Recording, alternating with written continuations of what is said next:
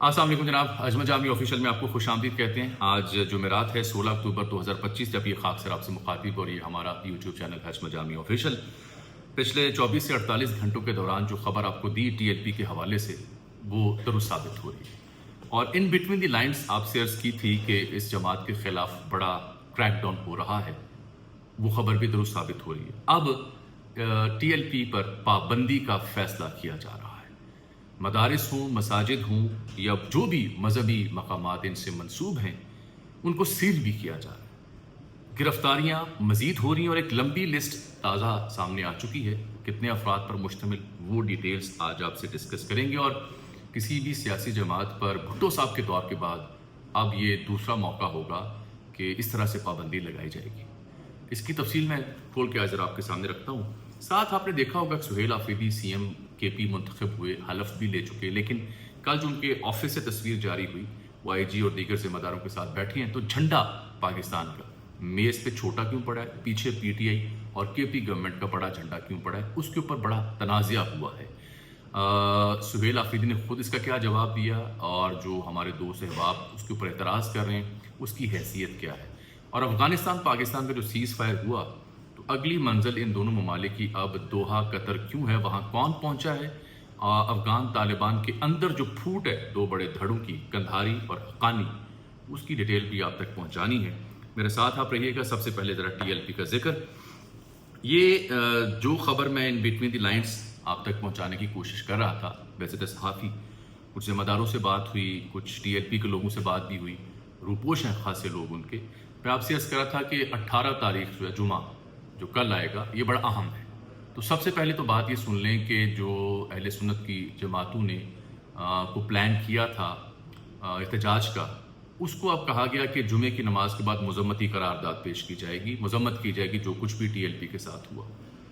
तो पंजाब सरकार ने दफ़ा 144 का नोटिफिकेशन जारी कर दिया जो मेरे पास मौजूद है। ये दफ़ा 144 से मुराद ये है कि हर किस्म का जलसा, जुलूस, इज्तिमा, उस पर पाबंदी आयद होगी 18 तारीख तक। कल है जुमा 17 अक्टूबर, तो 18 तक होगा। इस वक्त जब मैं आपसे मुखातिब हूँ तो पंजाब के अक्सर बड़े डिवीजन्स में फ्लैग मार्चेस हो रहे हैं फोर्सेस की जानिब से टू शो देयर स्ट्रेंथ। और ये नोटिफिकेशन जारी करने का मकसद ये था रद्द अमल में कोई मजहबी जमात बाहर ना निकले। टीएलपी की मरकजी क़यादत रूपोश है या गिरफ्तार है या उनसे मनसूब बयानात भी आना शुरू हो गए हैं जो कह रहे हैं कि आइंदा वो किसी भी ऐसी सियासी मजहबी सरगर्मी का हिस्सा नहीं बनेंगे। ये वाक़या हमने 9 मई के बाद भी देखा था पीटीआई कुछ लोगों की सूरत में। तो अब टीएलपी के साथ मैंने परसों अब कहा था कि ये उनका भी 9 मई आप समझ सकते हैं। इसमें जो ताज़ा सूरत हाल है कि पंजाब सरकार ने बाकायदा तहरीक लब्बैक पर पाबंदी के लिए वफाकी हुकूमत से रुजू करने का फ़ैसला कर लिया। जो मैं कल आपसे अर्ज़ कर रहा था कि हार्ड स्टेट ये बनने जा रही है रियासत, ये उस जानिब इक़दामात हैं। जो एटीसी का फोर्स शेड्यूल होता है उसमें दाखिल किया जाएगा इस जमात को। उससे होगा क्या, तमाम जायदादें जो हैं इनकी, तमाम जो असासे हैं वो महकमा औकाफ के हवाले कर दिए जाएंगे। पोस्टर्स, बैनर्स और इश्तिहारात पर भी पाबंदी लग जाएगी। इनके जितने भी सोशल मीडिया के अकाउंट्स हैं या जितने भी बैंक अकाउंट्स हैं वो भी मुंजमद किए जाएंगे। ये अगर मैं बात कर रहा हूँ तो वैसे सहाफ़ी मेरा फ़र्ज़ है कि मैं आपको ये भी बताऊँ कि ऐसी ही एक कोशिश जनाब इमरान खान साहब के दौर में भी हो चुकी है। आपको याद होगा अप्रैल 2021 में जो एटीसी 1997 का कानून है उसके रूल नंबर 11 के तहत इस जमात पर पाबंदी लगाई गई थी। इन पर मुकदमात भी दर्ज किए गए थे और तब होते थे वज़ीर दाखिला अपने पिंडी वाले शेख रशीद साहब, अगर आपको याद हो। तो शेख साहब ने इन्हें कलअदम तंजीमों की फहरिस्त में भी शामिल किया था। तब बाद में फिर ये अप्रैल के, चूंकि अप्रैल 2021 के वाक़यात हैं तो बाद में नवंबर 2021 में पाबंदी उठा ली गई थी। यानी पहले भी एक ऐसी कोशिश टीएलपी के खिलाफ हो चुकी है।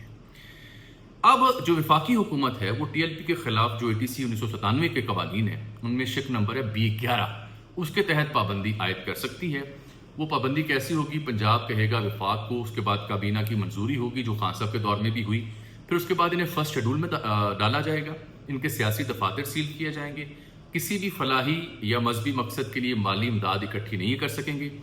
इससे पहले जो वाक़या हुआ था वो नेशनल अवामी पार्टी भुट्टो साहब के दौर में, उस पर पाबंदी लगी थी और अदालतों से भी वो पाबंदी नहीं हट सकी थी। यानी मैं अगर आपसे ये कहूँ कि पाकिस्तान की सियासी तारीख में एक ही ऐसी सियासी जमात है जिस पर मुकम्मल पाबंदी लगी थी तो वो नैब थी, नेशनल अवामी पार्टी।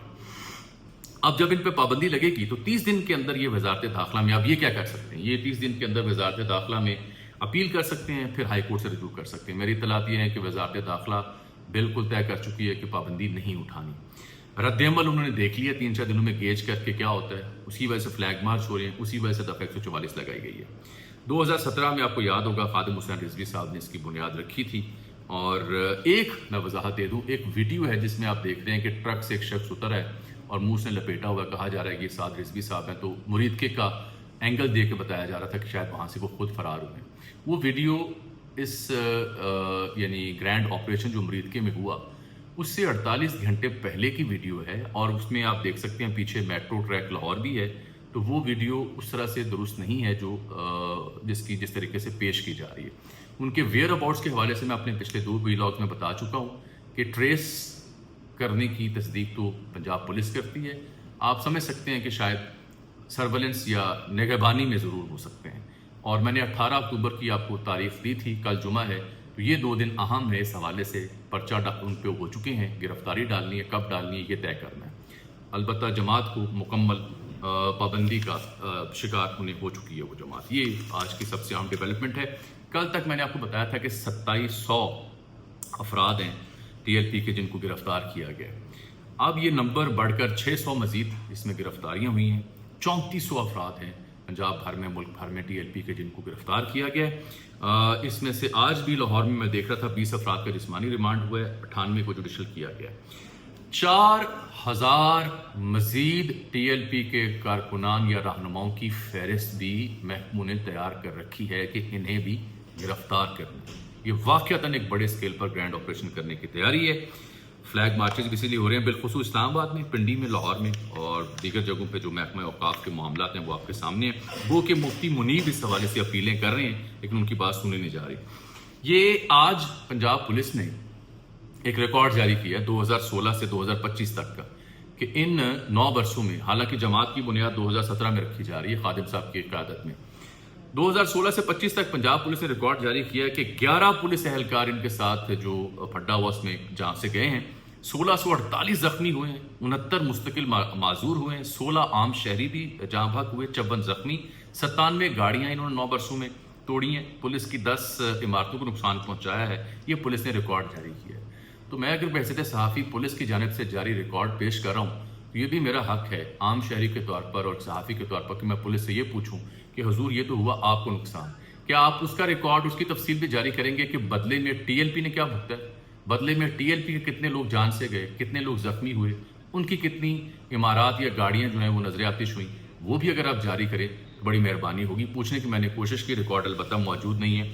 اب لاہور میں دیکھ رہا ہوں اور کچھ اور جگہوں پہ ان کے مختلف مدارس اور جو مذہبی مقامات ہیں ان کو سیل کرنے کا سلسلہ جاری ہے، اور یہ طے کیا جا رہا ہے کہ ان کے مذہبی مقامات جتنے ان کو اوقاف کے حوالے کر دیا جائے۔ ٹھیک ہو گیا۔ اس پہ فواد چوہدری صاحب سامنے آتے ہیں، وہ کہتے ہیں ٹی ایل پی ہی کیوں، جو باقی مذہبی گروہ ہیں ان کی جو ایسی ہی مذہبی عمارات ہیں ان کو کیوں نہیں اوقاف کے حوالے کیا جاتا۔ اس پہ فواد چوہدری صاحب کے خلاف خاصی تنقید ہوئی، بالخصوص ہمارے جو دیوبند مکتبہ فکر ان کی جانب سے، کیونکہ چوہدری صاحب نے یہ الزام لگایا کہ صرف اسلام آباد میں 500 ارب کی پراپرٹی جس پہ قبضہ کیا ہوا ہے مذہبی گروہ نے۔ یہ چوہدری صاحب کو اپنی دور حکومت میں کیوں نہیں یاد آتا، اور آلریڈی مساجد اوقاف کے انڈر تو ہیں ہی، مذہبی معاملات حساس ہوتے ہیں، کچھ نرمی یا کچھ احتیاط بہرحال رکھنی چاہیے۔ کل جمعہ ہے، کل آپ کو جمعے کے بعد تک کی صورتحال واضح ہو جائے گی۔ یہ رہی کہانی ٹی ایل پی کی۔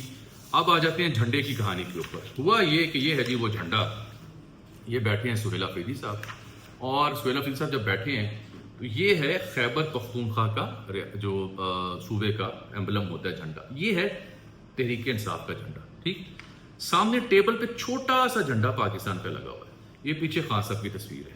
تو سب سے پہلے میں نے دیکھا بلال غوری صاحب سینئر صحافی ہیں، اقرار الحسن صاحب ان جیسے اور لوگوں نے، پھر نون لیگ کے رہنما بھی پڑھ گئے، عظمیٰ بخاری، مہینہ پرویز بٹ صاحبہ کہ جی یہ تصویر کہاں گئی حضرت جناب کی۔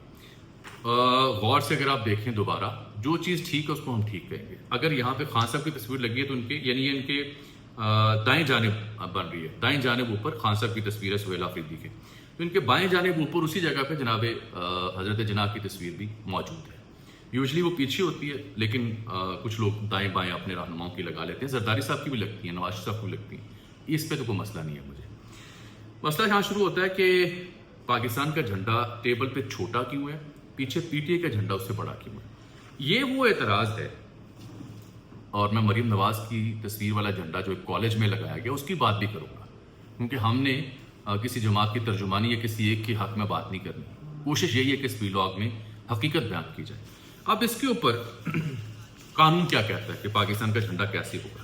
لیکن سہیل آفریدی کی پہلے بات سن لیں. ایک تو شباشر صاحب نے انہیں فون کیا, مبارکباد دی, بہت اچھی بات ہے, کہا وفاق آپ کے ساتھ مل کے چلنا چاہتا ہے, بہت اچھی بات ہے. اگر پی ایم نے مبارکباد دے دی ہے, آگے بڑھنے کی خواہش کا اظہار کیا ہے, تو وہ جے یو آئی فے, نون لیگ, گورنر کنڈی, یہ سب کہاں گئے جو کہہ رہے تھے ہم اسے سی ایم نہیں بننے دیں گے. جو جس کا حق ہے انہیں ملنا چاہیے. وہ کہتے ہیں جی میں نے ان سے کہا کہ میں خان صاحب سے ملنا چاہتا ہوں. انہوں نے کہا اچھا میں پوچھ کے بتاتا ہوں. اب شباشر صاحب نے بھی کسی سے پوچھنا ہوگا کہ میں ملن دیا یا نہ ملن دیا. لیکن وہ گئے تھے اڈیالہ, سی ایم جو ہے کے پی, انہیں نہیں ملنے دیا گیا. تو آج جب یہ تصویر جو جھنڈے والی کہانی ہے یہ بھی میں نے بیان کرنی, میرے ساتھ رہیے گا. اس میں انہوں نے کہا کہ ان کو قائد اعظم صرف نوٹوں پر نظر آتے ہیں. 14 اگست کو ان کی فلیکسوں سے قائد اعظم غائب تھے. میرے دفتر میں قائد اعظم کی تصویر اور پاکستان کا جھنڈا دونوں لگے ہیں. پہلے پاکستان ہے, بعد میں کچھ اور ہے. بالکل ٹھیک ہے. قائد اعظم کی تصویر کے اوپر تو میں نے بھی کہہ دیا آپ نے ٹھیک کیا, اور جھنڈا بھی موجود ہے پاکستان کا, کوئی اعتراض نہیں. مسئلہ ہوتا ہے یہ جو جس طرح سے پی ٹی اے کا جھنڈا اور خیبر پختونخوا کی حکومت کا جو جھنڈا ہے وہ نمایاں لگے ہوئے ہیں, یہ پڑا ہوا ہے آپ کے پاس پاکستان کا جھنڈا چھوٹا. اب اس پہ حقائق کے ہیں, آپ کو یہ بھی جاننا چاہیے نا. صرف آنکھیں بند کر کے کہ سہیل آفریدی نے بڑا غلط کیا, یا آنکھیں بند کر کے کہ سہیل آفریدی نے بڑا ٹھیک کیا, یہ نہیں. یہ میرے پاس پڑے ہیں نیشنل فلیگ پروٹوکالز 1900 اور میرا خیال ہے کو 75 کی وزارت داخلہ کی جو قومی جھنڈے کے بارے میں ہدایات ہیں جو قوانین کا حصہ ہیں, اس کی تفصیل اس میں لکھی گئی ہے. اس میں شک نمبر ہے 6, نیشنل فلیگ پروٹوکالز. قومی پرچم کی جو احترام ہے یا اس کو جو لہرانے کا یا اس کو کہیں آویزہ کرنے کا جو طریقہ کار لکھا ہے قوانین میں, وہ کیا ہے. اس میں لکھا ہے کہ when displayed alongside provincial, military اور corporate flags, the national flag must be high. مطلب کہ جب بھی قومی جھنڈے کو کسی صوبائی جھنڈے یا فوجی جھنڈے یا کسی کارپوریٹ جھنڈے یا کسی تنظیم کے جھنڈے کے ساتھ لگایا جائے گا تو اس بات کو یقینی بنایا جائے کہ قومی جھنڈا جو ہے وہ باقی جھنڈوں سے نمایاں ہو. تو یہاں سہیل آفریدی اور ان کے انتظامیہ سے غلطی ہوئی ہے. آئی جی صاحب بھی ان سے ملنے آئے, یونیفارم میں نہیں آئے, پتہ نہیں کیوں نہیں آئے. ایک زمانے میں محترمہ سے جب آرمی چیف ملا کرتے تھے تو ٹوپی اتار لیا کرتے تھے, اس وقت تو وجہ ہوتی تھی کہ سلوٹ نہ کرنا پڑے خاتون کو. اب کیا وجہ ہے یہ تو آئی جی صاحب بتائیں گے, ذوالفقار حمید میرے خیال ان کا نام ہے. تو جھنڈا چھوٹا پڑا ہوا ہے ٹیبل پہ, جو قوانین ہے اس کے مطابق یہاں جھنڈا ہونا چاہیے تھا. ایک جانب خیبر پختونخوا کا جھنڈا, ایک جانب پاکستان کا جھنڈا. انہوں نے اپنی پارٹی کا جھنڈا اس کے برابر کیا, قومی جھنڈا یہاں چھوٹا لگایا. اس کے اوپر سوال اٹھ رہا ہے, ٹرینڈ کر رہا ہے قومی پرچم کیوں اتارا. اس کے اوپر تنقید بہرحال جائز ہے, بالکل ویسے ہی جیسے تنقید ہوئی گجرات میں ایک کالج ہے جس کا نام ہے government graduate college for boys, سرکاری ادارہ ہے. وہ ڈاکٹر نذیر صاحب ہوتے ہیں غالباً ان کے پرنسپل. اگر میں غلط ہوں تو گجرات سے دیکھنے سننے والے میری تصحیح کریں. کوئی 2-4 روز پہلے میں نے دیکھا کہ جو کالج کی بلڈنگ ہے اس کے اوپر ظاہری بات ہے سرکاری ادارہ ہے نا جی, پاکستان کا جھنڈا بلند ہوتا ہے, لہرا رہا ہوتا ہے فضا میں, لیکن اس جھنڈے کے ساتھ سی ایم پنجاب صاحبہ کی تصویر پہ مبنی جھنڈا وہ لہرایا جا رہا ہے. یعنی حد ہو گئی کہ قومی پرچم کے ساتھ آپ سی ایم پنجاب کا تصویر والا جھنڈا لہرا رہے ہیں.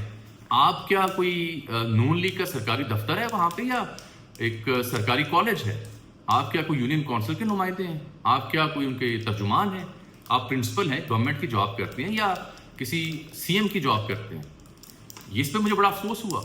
اس کے اوپر آپ پتہ چلا جی کہ انہوں نے پرنسپل کو وارننگ دی ہے, نوٹس دی ہے کہ اس چھت پر پاکستان کا جھنڈا ہی لہرائے گا, ساتھ محترمہ کی تصویر والا جھنڈا نہ لہرایا جائے. پتہ چلا جی پرنسپل صاحب کہہ رہے ہیں میں ذاتی حیثیت میں ان کے کام سے بڑا مطمئن ہوں, ذاتی حیثیت میں نے یہ جھنڈا لہرایا. بٹ جو بھی پرنسپل ہیں ڈاکٹر نذیر یا جو بھی, آپ کون ہوتے ہیں ذاتی حیثیت میں government graduate college for boys Gujarat کی چھت پر قومی پرچم کے ساتھ مریم صاحبہ کا جھنڈا لہرانے والے؟ آپ کو یہ اجازت کس نے دی؟ آپ کے اندر ہمت کیسے پیدا ہوئی کہ آپ قومی پرچم کی توہین کریں؟ سہیل آفریدی کے اوپر ہم تنقید کریں تو آپ کے اوپر کیوں نہ تنقید کریں؟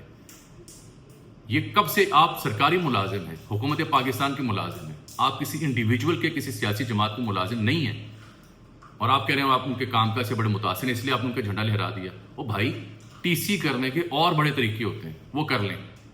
یہ جو آپ نے طریقہ رکھا ہے یہ بالکل ناپسندیدہ ہے، اس کی مذمت کرنی چاہیے۔ گجرات سے اگر کوئی دوست مجھے سن رہا ہے تو مجھے بتائے یہ پرنسپل صاحب کا نام ہے کیا، اور یہ نون لیگ کی رہنما تو نہیں ہے کہیں جو وہاں پرنسپل کے روپ میں پڑھا رہے ہیں، ان کی مذمت کی جائے۔ آگے آ جائیں۔ خیر اس کے اوپر جو میں نے اپنے 2 سینٹ دینے تھے وہ تو دے دیے ہیں۔ خبر میں نے آپ کو یہ دینی ہے کہ جو میرے ناظرین بہت محبت اور پیار، ان کا سوال بھی بہت عمدہ لکھتے ہیں، تنقید بھی کرتے ہیں۔ میں آپ کو اگلے ویلاگ میں بڑے تفصیل سے عرض کرنے جا رہا ہوں کہ افغانستان کے ساتھ پھڈا تو ہو رہا ہے، لیکن افغانستان کی جو طالبان حکومت ہے وہاں بھی آل از ناٹ ویل، وہاں بھی 2 بڑے دھڑے، حقانی گروپ اور کندھاری گروپ، ان کے بیچ اقتدار کی جنگ ہے۔ کیوں، کیسے، اور یہ جو الٹی گنتی ہے اس حکومت کی وہ کیوں شروع ہو چکی، اس کے باوجود کہ یہ دہشت گردوں کو پناہ دیتے ہیں، گھات لگا کے فوجیوں پر حملہ کرتے ہیں، یہ سب اپنی جگہ درست ہے، یہ سب اپنی جگہ کہ ہم ان کے ساتھ مسلسل جنگ میں نہیں رہ سکتے، مذاکرات ہی کرنے ہوں گے۔ یہ میں اپنے اگلے ویلاگ میں بڑی لمبی چوڑی کہانی آپ تک پہنچاؤں گا کہ حقانی اور کندھاری گروپ کا پھڈا ہے کیا اور کیوں یہ حکومت نہیں چل پائے گی جسے پاکستان طالبان رجیم کا۔ لیکن اس سے پہلے خبر یہ لے لیں کہ قطر میں ایک اعلیٰ سطحی جو وفود ہیں دونوں حکومتوں کے، افغانستان کے اور پاکستان کے، یہ جا پہنچے ہیں۔